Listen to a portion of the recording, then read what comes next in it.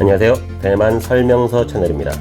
오늘은 대만의 부동산에 대해서 이야기해 보도록 하겠습니다. 특히 역대 최대 규모로 이루어진 신규 주택담보대출에 대해서도 이야기해 볼까 합니다. 최근에는 다시 한국도 수도권을 중심으로 부동산 가격이 올라간다고 하죠.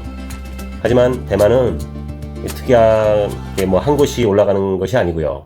전국적으로 이제 다 올라갑니다. 가오슝은 한국의 부산과 같은 남쪽에 있는 곳인데요. 그쪽도 올라가고 타이난, 타이중, 신베이, 경기도에 속하는 신베이, 타이베이 할 것 없이 다 올라갑니다. 특히 TSMC가 있는 신주라는 곳이 있습니다. 그것도 많이 올라갔고요. 과거에서부터 많이 올라갔지만 현재도 계속 그 신규 수요가 몰리고 있고 아직은 그쪽은 주택 수요가 많은 것으로 알고 있습니다. 한국 분들은 대만 월급이 낮다는 이야기를 많이 들어보셨을 겁니다. 어떻게 그 낮은 월급으로 대만의 높은 집값을 감당하나 많이 의아해 하실 겁니다. 물론 그 나이가 좀 있는 분들은 돈이 많은 분들이 많죠. 하지만 월급이 한국 대비해서 낮은 건 사실입니다. GDP는 비슷하지만 1인당 GDP죠. 최근에 제가 들은 바로는 그 벌어들이는 돈이 기업으로 몰리고 일반 국민들에게는 특히 젊은 세대에는 많이 그 혜택이 가지 않는 것으로 나오고 있습니다. 대기업을 다니거나 TSMC처럼요. 그런 대만에도 대기업이 꽤 있습니다. 잘 알려진 기업도 있고요. 그곳에 다니는 사람들은 물론 한국에서 대기업 다니는 만큼 벌 수 있죠. 하지만 그 수가 상대적으로 많지 않고요. 상대적으로 중소기업을 다니는 사람들은 한국보다는 월급이 낮습니다. 그래서 대만에서는 이직률이 꽤나 높습니다. 처음에 들어갈 때 워낙 연봉이 적죠. 약간 인턴식으로 많이 들어가곤 합니다. 그게 오래된 역사인데 그걸 아직도 시행을 하고 있습니다. 그래서 월급을 조금 더 주는 곳으로 갈 수 있으면 바로 회사를 옮기곤 합니다. 그것은 당연하겠죠. 너무 처음에 들어갈 때 제가 봐도 처음 직장을 잡을 때 너무 많은 회사들이 낮은 임금을 책정을 하고 있습니다. 하지만 많이 들어보셨죠. 대만의 집값은 서울보다도 더 비싸게 느껴지는 곳도 많습니다. 그러니까 서울과 좀 비슷하다고 보시면 됩니다. 대만도 오래전부터 젊은 사람들이 집을 살 수 있게 하기 위해서 장기로 10년, 20년, 30년, 최근에는 40년도 나왔습니다. 그래서 대만에서도 투기처럼 작은 아파트를 샀다가 점점 큰 아파트로 옮겨가는 사람들을 주위에서 심심치 않게 볼 수 있습니다.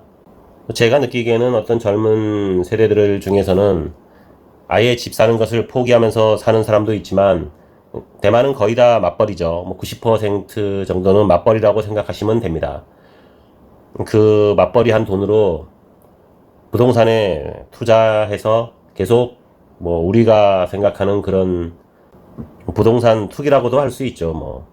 를 통해서 부를 늘려가는 사람도 꽤나 많습니다. 하지만 부를 늘려갈 뿐 생활은 굉장히 뻑뻑하게 되죠. 10억을 빌리는 사람도 있으니까요. 사회 초년생들도 꽤나 많은 돈을 빌리곤 합니다. 집을 사기 위해서요.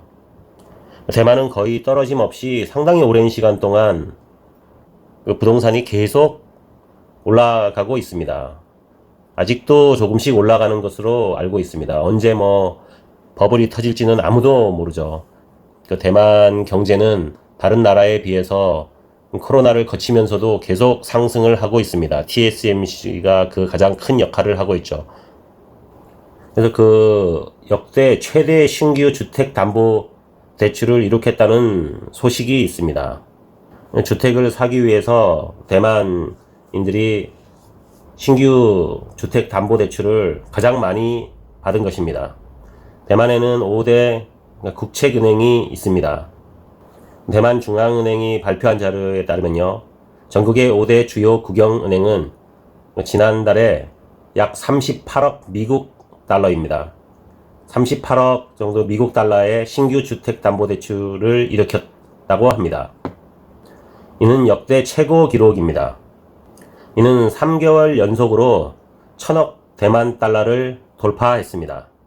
대만은 음력 8월 4일부터 시작하는 그 유령의 달이라는 것이 있습니다. 근데 이때 주택 거래를 많이 합니다. 아직 대만은 좀 미신을 많이 믿는 것 같습니다. 우리나라보다는. 그래서 그 유령의 달이 시작되는 그 달에 주택을 뭐 매매하거나 이동하는 분들이 아직 많습니다. 이로 기인해서 그때 이제 주택 매매를 하려고 최근 3달 동안 주택 담보대출을 많이 받았다고 합니다. 참고로 대만의 기준금리는 2%입니다. 한국보다는 많이 낮죠. 하지만 2%도 많이 올라온 겁니다. 몇 년 전만 해도 1.2포인트 이 정도였습니다. 그런데 그 기준금리에서 주택담보대출을 받을 때 가상금리가 많이 붙지는 않습니다. 지금도 뭐 2.187 이 정도로 대출을 받을 수 있습니다. 기준금리가 2%인데 그 대출금리가 2.187이면 굉장히 낮죠. 뭐 이것은 뭐 20년, 30년, 40년 이런 신규 대출을 말합니다. 그리고 대만은 주택담보대출도 갈아타기를 쉽게 하는 사람들이 많습니다. 은행에서 쉽게 대출을 갈아타는 것을 허용을 하기도 합니다. 제가 대만 살면서 좀 뭐 지방 쪽이나 우리나라의 경기도에 땅이 많은 쪽을 가보면 아직도 정말 많은 고층 건물들이 올라가고 있습니다. 새로운 아파트죠. 그것을 보면 아, 여기도 정말 부동산 광풍이 일어나고 있구나, 건축의 광풍이 일어나고 있구나를 느낍니다. 제 느낌은 뭐 언젠가는 뭐 세상 어디나 뭐 버블이 생기면 다 터지는 법이죠. 여기도 언젠가는 그러한 시기를 겪게 되지 않을까 생각이 듭니다. 오늘은 대만의 뭐 한국과도 다르고 일본과도 다르고 세계의 흐름과도 어떻게 보면 다른 대만의 그 부동산 주택 시장에 대해서 한번 이야기해 봤습니다. 타이베이의 최근의 날씨는 최저 기온은 약 26도 정도 되고요. 최고 기온은 36도, 뭐 37도 정도 됩니다. 뭐 체감 온도는 거의 45도까지 올라간다고 보시면 되고요.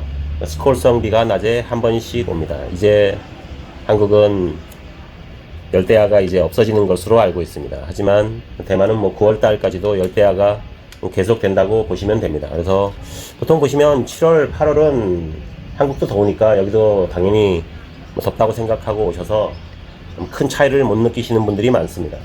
하지만 뭐 9월에는 한국이 이제 시원해졌는데 대만에 오면 다시 완전히 한여름이거든요. 그래서 많이들 놀라십니다. 그래서 9월에 혹시나 대만에 여행 오시더라도 너무 많이 놀라시지 않으셨으면 좋겠습니다. 그리고 대만 9월에는 과거의 사례를 보면 태풍이 올 확률이 더 높습니다. 다른 달보다요. 그래서 태풍이 올 수 있다는 것을 감안하시기 바랍니다. 9월은 추석이 있는 날이죠. 한국 분들이 추석을 위시해서 많이 오실 것 같은데요. 대만은 9월 추석 때도 한여름 날씨처럼 덥다는 것을 잊지 않으셨으면 합니다. 대만에는 중국 관광객들은 거의 없습니다. 잘 모르시는 분들이 많은데 대만이라서 중국 관광객이 더 많을 거로 상상하시지만 중국 관광객은 거의 없습니다. 자유여행을 거의 막아놨다고 보시면 됩니다. 중국인에게는요. 더운 여름 한 주도 잘 보내시고요. 대만에 오시면 식중독이라든가 이런 것도 좀 조심을 하시기 바랍니다. 구독과 좋아요 눌러주시면 영상 제작에 많은 도움이 됩니다. 감사합니다.